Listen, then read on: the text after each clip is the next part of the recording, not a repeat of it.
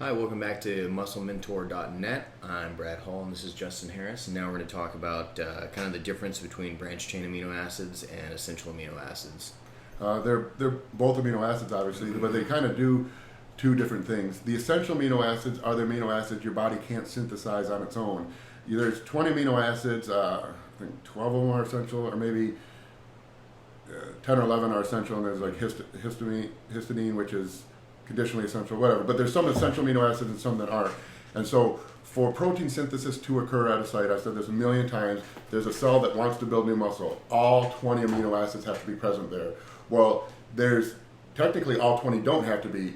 All the essential amino acids have to be. If all the essential amino acids are there, the body can break down from other protein sources and create the non-essential amino acids. So that's why essential amino acids are so important. They But have to be you have to eat them. Yeah, your body can't synthesize. So if you don't ingest essential amino acids, you cannot create new muscle. Fortunately, most complete protein sources, meat, are very high in all the essential amino acids. But if you're taking something during a workout and you want that influx of amino acids, you don't want to be chewing on a steak. Essential amino acids are really important to take. But people will also argue that branched chain amino acids are important to take. And the reason is they're totally different. Branched chain amino acids can be used directly as an energy source, but there's one specific branched chain amino acid that is very important for protein synthesis, and that's L-leucine, and it's more or less the trigger for protein synthesis.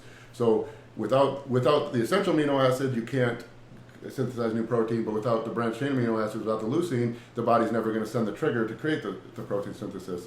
So ideally, you're going to want to mix of both. But if you have to choose one or the other, and I've gone back and forth on this debate, you probably want to choose the branched chain amino acids, because if you're eating, like we've talked about in other videos, consistency, if you're eating the consistent diet of meat-based protein sources, egg, meat, protein sources, you will always have a constant high blood amino level of the essential amino acids. So when protein synthesis is triggered, there should always be amino acids there, all the essential amino acids there to create that protein synthesis.